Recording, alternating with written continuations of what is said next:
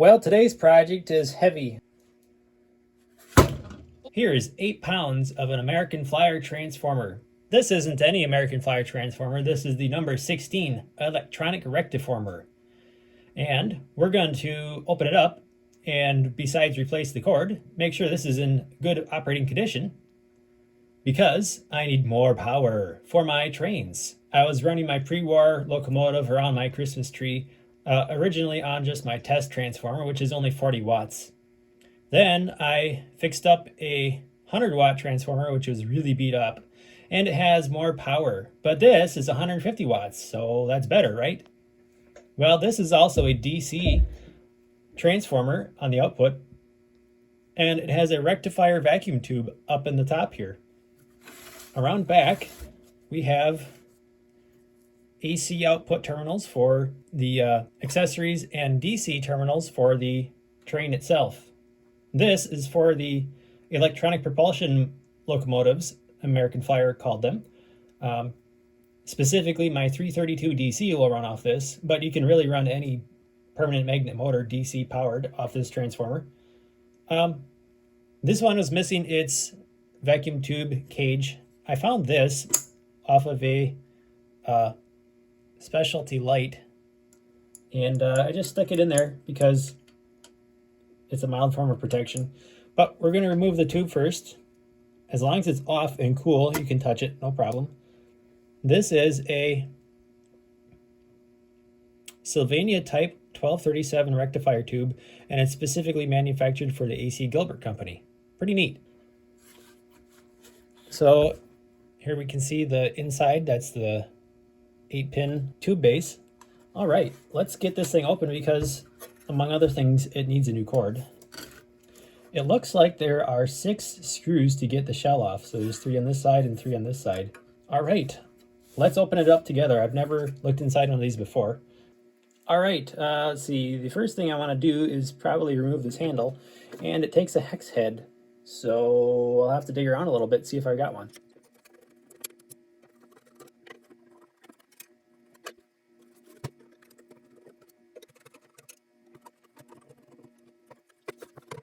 Looks like I do need to get a hex key. All right, so I got the handle off. I found a hex key that fit. This does not appear to me to be an original handle. I could be wrong, it might be original, but it sure doesn't look like the style that Gilbert used. Usually it was like the standard chicken beak or whatever control knob. This one is machined out of aluminum, I think. And someone used a large hex key. Yeah, this looks like it's been machined. Never seen anything like that. All right, the lid is coming off. And I'll turn it so you can see. Here's what's inside. Wow, this is different from any other transformer I've ever seen.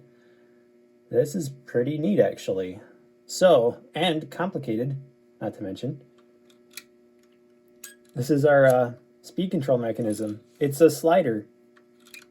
It's not just an arc like the more basic units. So this is a pretty good quality unit.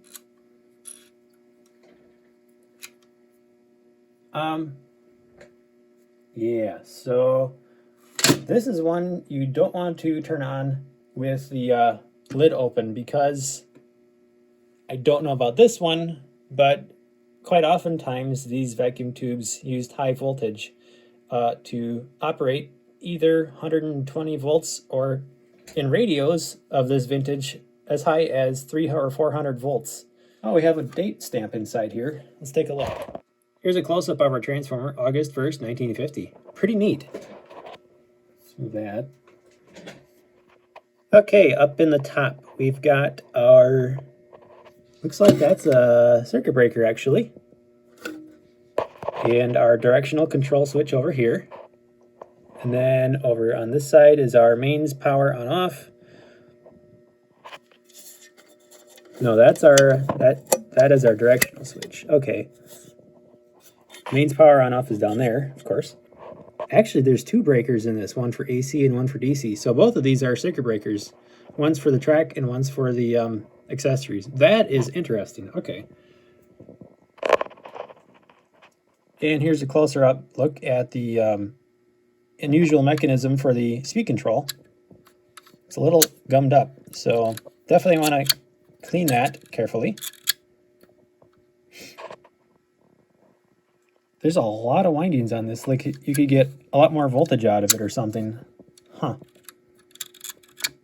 Or there's actually two different... It's actually doing it on two different windings. That is really weird. So it could be two 75-watt cores it's pulling to get 150 watts out of this. So this half might be 75 watts. This might be 75 watts. This is really interesting. It's far more complicated than the other standard transformers. Let's see if we can take a look underneath. Not much going on down here. Of course, our disintegrated power cord, we'll replace that. Back here we've got a terminal tie strip. And we've got a whole bunch of wires coming out of the transformer for the different voltages to operate the vacuum tube. So all we have to do on this is basically just replace the power cord, close the lid, fire it up, and see what happens.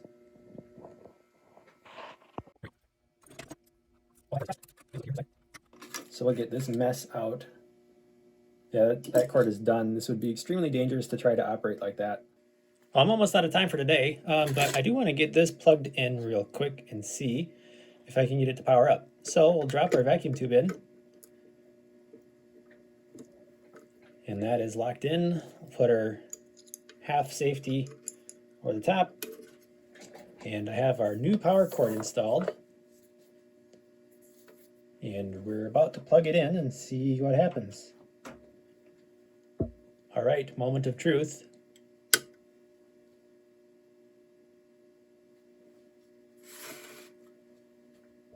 It's warmed up. That is a good sign. And we're going to shut it off because I've got to do other things and I'll come back.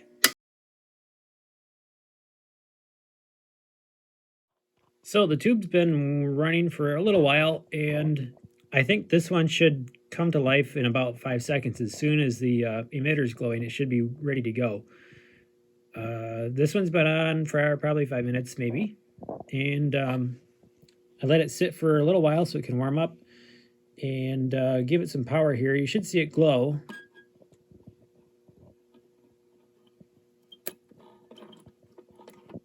Yeah, nothing.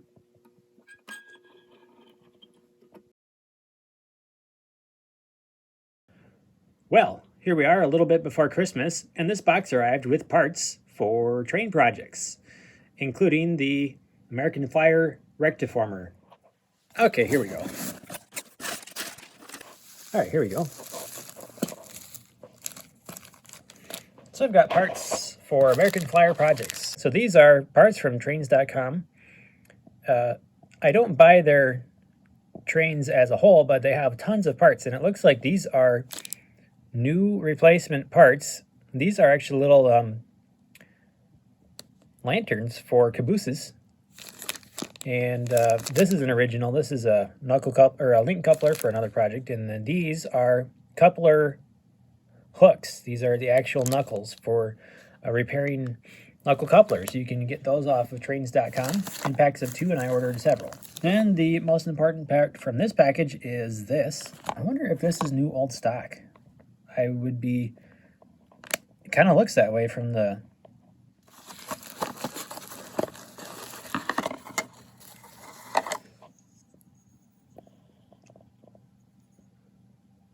Okay. That's pretty neat. So this is a new... I'm pretty sure this is brand new. This appears to be a brand new old stock vacuum tube. This one is not the American Flyer branded one. Here's the original one from the transformer. You can see that it is marked specifically with the part number for the American Flyer tube. And this one, yeah, it does appear to be an original OEM type. So you can see, the glass is perfectly clear. There is this spot down here. That's there on purpose. That's actually made that way. But you can see this one has had a lot of time on it. And it's probably come to air, so there's probably air inside there instead of, I think it's argon. Okay, so with our original tube, we switch on the power transformer and the heater lights up, and that's about it. Now, what's supposed to happen is it will start to glow when it's rectifying, and I've got absolutely nothing. Originally I got it to flash a little bit, but had absolutely nothing down. So let's swap in the other tube and see what happens.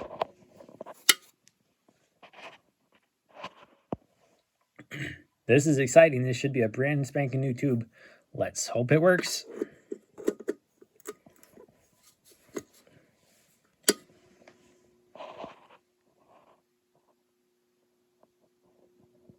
So that's interesting. It's not glowing quite as brightly, but let's see what happens. Look at that.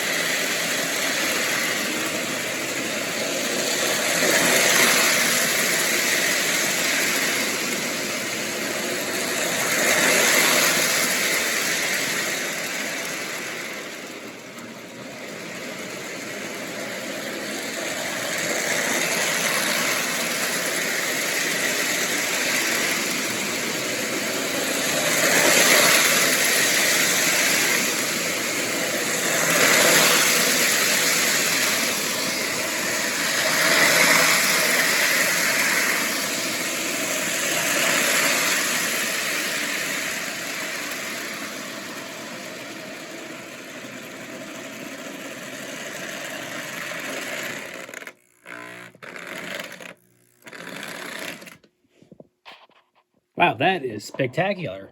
That really puts on a light show. So the more voltage you give it, the brighter it glows. You can actually see it step up a little bit when I adjust the voltage tabs. All right. So this motor is an AC locomotive motor, but I've got the switch engine sitting here that's DC. So I'm going to swap that on the tracks in a minute, and we'll see if that does anything. Okay, I plunked this diesel locomotive on here. This is not going to tow the train around, but I should be able to get it to go back and forth because I should have directional control now. All right, DC locomotive on the tracks with DC transformer. Let's see what happens.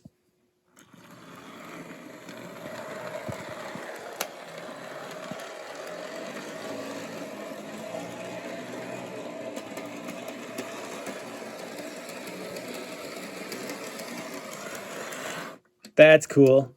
All right, let's try the other direction.